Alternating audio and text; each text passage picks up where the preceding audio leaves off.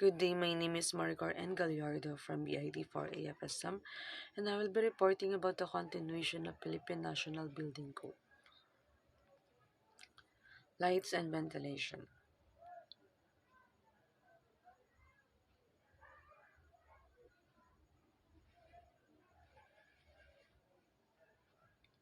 Before your building department approves a house or an additional or even a residential window replacement, certain light and ventilation rule must be met. For natural light, a given room must have a window of or glass door that is sized to equal at least 10% of the floor area of the room. So if a room is 10 feet wide by 12 feet long, then the room area would be 120 square feet, and the minimum size of the window in that room would have to be 12 square feet. A 3 foot by 4 feet window would have to provide 12 square feet of natural light to the room.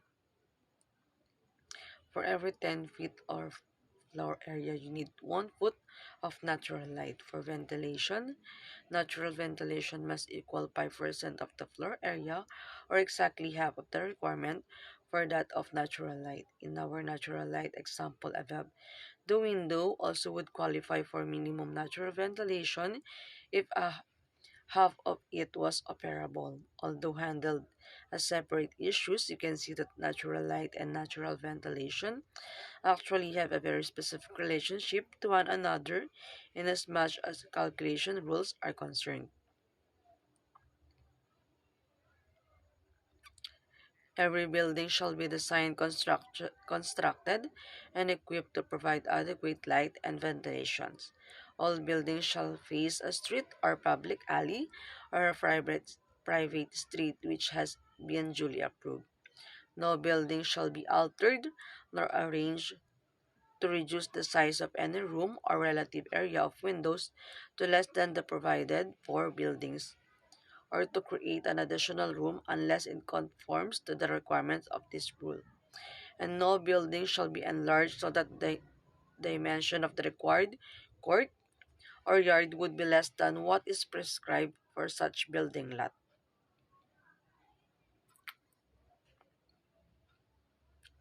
Sizes and dimensions.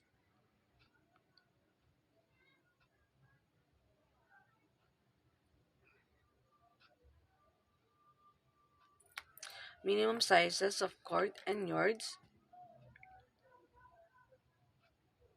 shall not be less than 2 meters.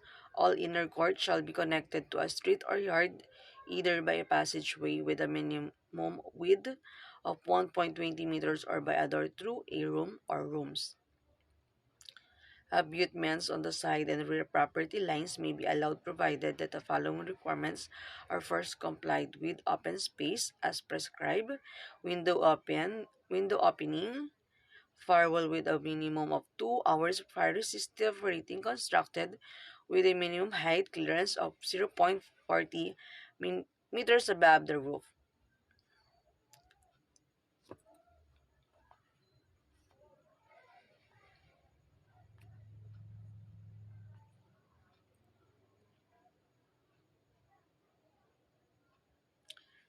Sizes and dimension of courts. Every court shall have a width of not less than 2 meters for one or two-story buildings. However, this may be reduced to 1.50 meters in case of quadruplexes, row houses with adjacent courts with an area of not less than 3 square meters, provided that the separation fence shall not be higher than 2 meters. Irregularly shaped lots may be exempted from having a minimum width of not less than what is required. For buildings of more than 2 stories in height, the minimum width of the rear or side court shall be increased at the rate of 300 millimeters for each additional story up to the 14th story. For buildings exceeding 14 stories in height, the required width of the court shall be computed on the basis of 14 stories. Ceiling height. Habitable rooms provided with, with an artificial ventilation shall have ceiling heights not less than 2.40 meters. For buildings of more than one story, the minimum ceiling height of the first story shall be 2.70 meters. The minimum height for the second story is 2.40 meters, and for the succeeding story is 2.10 meters. Above stated room with natural ventilation shall have the ceiling of not less than 2.70 meters. Mezzanine floors shall have a clear ceiling height of not less than 1.80 meters above and below it. Sizes and dimension of rooms.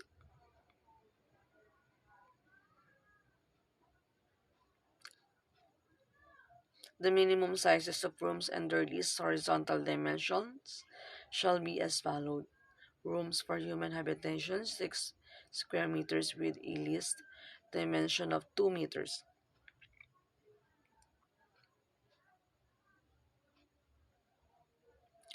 Every habitable room which should have, for the admission of air and light, one or more apertures, such as window and fanlights opening directly to the external air or into an open veranda of an aggregate area inclusive of frames of not less than one-tenth of the floor area, excluding doors for dry, hot climate, one-sixth of the floor area excluding doors for wet or hot climate. No portions of a room should be assumed as lighted if it is more than 7.5 meters away from the door or window which is taken for calculation as ventilating that portion. Kitchen 3 square meters with a least dimension of 1.50 meters. It shall be ventilated according to standards prescribed for habitable rooms near the ceiling as far as possible. Bath and toilets 1.20 square meters with a least dimension of 900 millimeters. The rooms should be provided with natural light and permanent ventilation by one of the following means: windows having an area of not less than 10% of the floor area and located in an exterior walls, facing a street, alley, yard, or an air shaft would whose dimension in the direction perpendicular to the window is not less than one-third the height of the building on which the window is located, subject to a minimum limit of 1 meter and maximum 6 meter. Skylights, the construction of which shall provide light and ventilation required in above.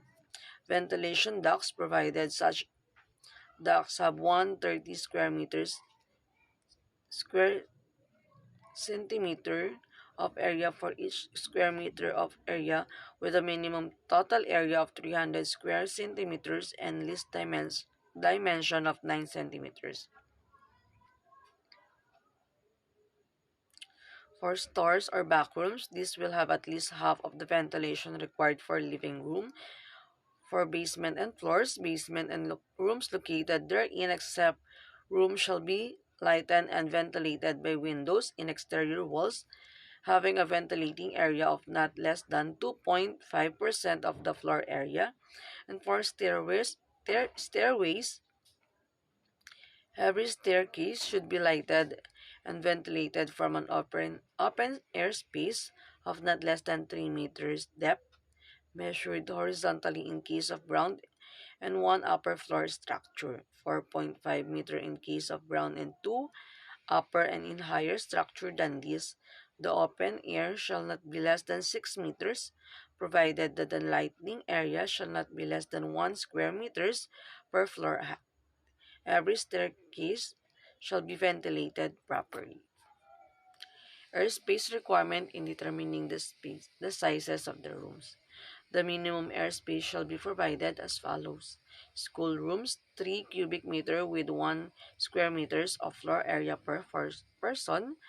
Workshops, factories, and office, 12 cubic meters of airspace per person, and habitable rooms are 1 cubic meters of airspace per person. That's all for my report, and thank you for listening.